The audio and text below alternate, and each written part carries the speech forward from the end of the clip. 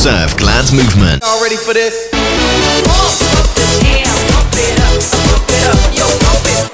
Hello everybody, J Monique here again, and we are still breaking down hospitality. We talk about hospitality as it relates to your brand. We talk about hospitality as it relates to quality service experience. We talk about hospitality as it relates to our people skills, our ability to relate with each other. So today, I'm talking about the wisest man to ever live. And we'll find him in the Bible, but you can go through other history books and you will find the story of King Solomon and the wisdom that he had. And so today I wanted to talk about some of King Solomon's leadership skills. Now, if you want the ebook, you can email me, Monique@SERVEGLAD.com, and you can get all of them because I've put together quite an extensive list. He was an admired leader. He was a man that was young. He was a child, very young man, but a great leader. He was a bridge builder. He had some magnificent people skills.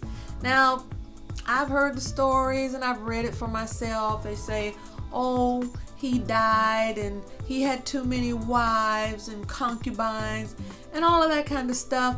Yeah, but I'm gonna go along with this. In the beginning, when he becomes king, first thing he does is he goes to this place and he prays to the Lord. And the thing that he prayed for was wisdom for how to treat people.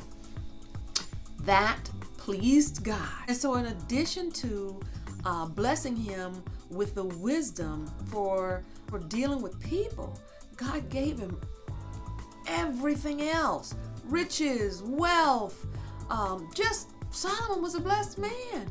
All right? So we're going to go through a few things that made him a great leader. A few things we have put together that taught me what a great leader he was. And some things that I can do, some things that we can do as leaders to help develop our team and to really just put our people skills to work to create an atmosphere of hospitality for our brand, for our quality service experience, and for our people engagement. All right, so we're just gonna go through a few.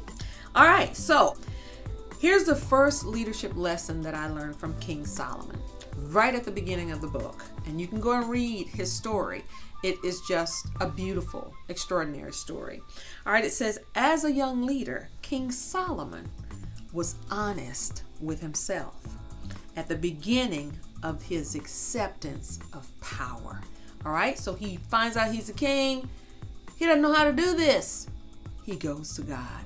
So he is honest with himself up front. A great leader is honest with himself up front. Whatever I don't have, God, I don't know how to do this. Teach me how, or send me people that can help me to know how. He was honest with himself from the beginning. All right, that's one. As a young leader, King Solomon was honest with God. You know, sometimes we can be honest, but not necessarily be honest with God about the things that we don't know how to do. So in the very beginning, King Solomon was honest with God at the very beginning of his acceptance of power. You do that as a leader, it takes great humility to do that.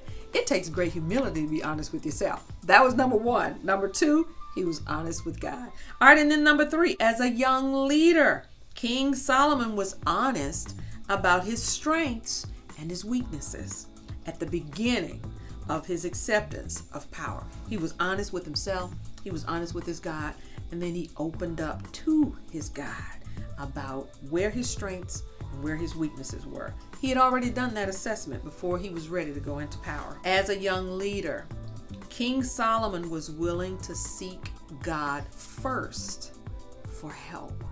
Doesn't say that he ran to other kings. It doesn't say that he ran to other leaders. It doesn't say that he asked his wife what he should do. It doesn't say that. It says that he went to seek help from his God. All right, at the beginning of his power. I admire this about him. As a young leader, King Solomon knew how to pray and wait for an answer at the beginning of his acceptance of power. So here you are. Your father, David, owns everything. He had everything. He had actually, over time, David's generation actually put everything in place for King Solomon to build this temple for the Lord. He did. And so technically he could have just said, okay, well, let's start putting this thing together. He didn't do that. The Bible says he took a wife, Pharaoh's daughter, and then he went to this place of prayer. And there he prayed and he waited for an answer. He didn't pray and leave. The Bible says in a dream, God spoke to him and told him what he was going to do. A great leader knows how to pray and waits for an answer. Sometimes we pray and we just go out and start doing stuff. And God's like, hold up. I had something to say. Come back here. But no, we just start bumping our heads up against stuff. We've gone out too fast. All right. Solomon had the wisdom to pray and wait for an answer. And then he moved out. You know, he moved out. Meaning he didn't have to beg for nothing. He didn't have to borrow. He didn't have to cry. He didn't have to whine. Bible said he doesn't say that he did any of that. All right, so I'm just saying, let's not get ahead of the answer. Pray and wait. King Solomon prayed and waited. Prayed and went to sleep. And he got his answer. As a young leader, King Solomon had a heart to please God. Why? I'd venture to say, I'd almost believe that, you know, the things that he and his mother went through, I'm sure at some point he heard the story of what happened between he and his mother and how he ended up being the son of David and how they ended up having him as a child. And so that could have possibly been in his heart. The Bible doesn't tell me that. That's just what I'm thinking, that, you know, he didn't want a repeat of a hurt mother or a hurt he didn't want to hurt people. He may have even experienced, growing up, that was his mother. He was in the king's house, his father, David. He may have heard the story. He may have experienced his mother's sorrow. I don't know. But King Solomon, as a young man, when he was ready to step into this leadership role, he had a heart to please God. That's why he went to him. And that's what he said. I don't know how to treat people. I don't know how to do this. I don't know how to lead. I'm young. I'm a kid. Help me. And he had a heart to please God. He wanted to please God. He could have stepped into that role and been evil, vindictive. There would have been nothing people could have done. But he didn't do that. He had a heart for God. All right? As a young leader, King Solomon had a heart for people at the beginning of his acceptance of power. So he's got a heart for God and he's got a heart for people. I'm sure he didn't ever want to see anybody in the type of sorrow that he may have heard or saw his mother experience. All right? So he had a heart for people. He had a heart for God. Go and read this magnificent story. It's truly, truly, truly, truly wonderful. I read it all the time.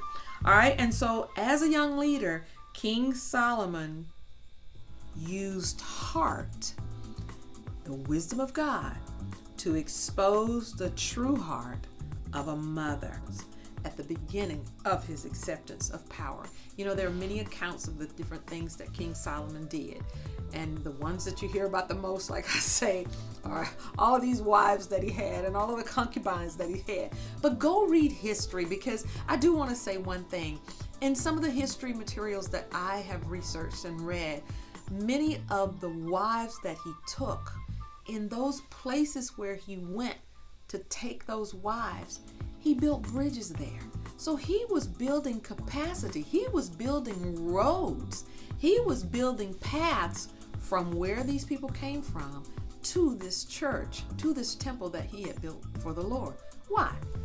If you go and take a wife in a region, then you build the bridge there. For them to get to where that wife is, they get to come to the temple. They got their daughter over here. They're going to come visit their daughter. I think it was kind of wise. That's just me. And like I said, I've read some of the history. I've even read that some of the roads that he built, some of the bridges that he built were said to have been paths to the discovery of America. So he was a capacity builder. He was in the marketplace. He was building bridges. And there was no war during his reign.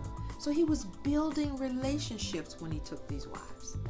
Now, further in the chapter you read where as he got older, things started to get bad for him. But I said in the beginning that I'm going with the fact that God already knew what kind of leader he was going to be. He knows the beginning and the end of a thing. He blessed him indeed. And the man had some serious leadership talent. And that's what I'm really trying to thrive on here. This is one that I really love. You know, the story of the Queen of Sheba's visit to the temple. Number 8 is, then this one says, as a young leader, King Solomon put a queen's heart to rest with his wisdom, and it took her breath away. Go read it. It said there was no spirit left in her. Here's another one. King Solomon. Go and read the stories. He had the ability to take great talent. He searched it out. He looked for great builders, the most skillful people in the region, in the world. And he brought them to be the contractors for building this temple for the Lord. And so he was discerning, and he was able to recognize highly skilled individuals, and then he would train them to train others. Another characteristic of King Solomon, it says that he would have 30,000 on and 30,000 off. So he would send them away to be with his family. He knew how to give people time. King Solomon was sensitive to people's time. King Solomon knew the capacity of his God. King Solomon, as a great leader, he asked God for what he needed. He didn't put his wants first, but God fulfilled his needs and his wants because the Bible says it pleased him. And boy, did King Solomon have a famous brand. You know the story. The Queen of Sheba came. This woman went on a 3-year journey to visit King Solomon's temple based on the fame of what she heard. He knew how to build a brand. King Solomon knew how to build people up and make them feel good to be a part of his team. You know, today when we go to church and we serve and we volunteer, we don't live there. These people who worked for King Solomon, they had a place in the temple. They had roles. They lived there. Their needs were met and they were satisfied. They weren't coming in, running back to their families and you know, their situation, their lifestyles were a lot different than the lifestyles of individuals who serve in ministries and in organizations today. So the lifestyle was very much different. King Solomon had an innate ability to be loyal and passionate about the vision that he had for this temple that he wanted to build. That was actually his loyalty to the vision and his passion for the vision caused others to want to follow it. He was a leader, and the people who followed him wanted to follow him. The news of his leadership spread up and down the water where commerce was being exchanged. This is how people heard about him, talking about him. They were saying good things about him. They were saying good things. His reputation was a good one in the marketplace. King Solomon sought out the best builders around the world. So a good leader should be willing to draw from the wise leadership and counsel of others. And most of all, a great leader with a vision will speak and it will spread like wildfire. A wise leader makes access to the king's house easy, and the welcome is not stated but understood by all. You know, some history books say that the Queen of Sheba had received an invitation from the king, but the Bible doesn't say that. So it's something about that place that she knew in her heart that if she went there, a 3-year journey, that she would be accepted. A great leader does something greater than the generation before him. David thought that he was going to build the temple. It actually turned out to be Solomon. And Solomon's reign is talked about as much as his father's is. They both made the Bible. They both made history. Solomon did something that his father didn't do, and he did it greater. His dad had a dream. Solomon carried it out. You know, sometimes I say to some people, when the dream is not coming together like they thought it should, maybe it's not time. You know, sometimes we have to take time with things. Maybe it's not for the generation that you're in. Maybe you are to prepare the way for the next generation.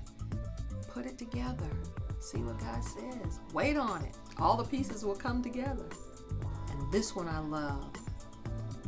A wise leader leads with a merry heart. King Solomon's temple. There were some happy people there. The Queen of Sheba said it. Go read about it. Happy are thy men. Happy are thy cup holders. She talks about it. This is one of the things that she perceived when she arrived. There was no war during King Solomon's reign. This is a little ebook that I did some time ago on the leadership lessons from the wisest man ever known, King Solomon. I'd love to share them with you. If you think they've been a blessing, you can email me, Monique@SERVEGLAD.com. We're still talking about hospitality. We're still talking about hospitality in our brand. We're talking about hospitality in our quality service. We're talking about hospitality in our people skills. You get that? That is what SERVEGLAD is all about. Going about doing good and feeling good while you're doing it. Thank you so much. I hope you've enjoyed what we've been able to share today. Write me, Monique@SERVEGLAD.com. Thank you. The SERVEGLAD movement, putting happy back into the church.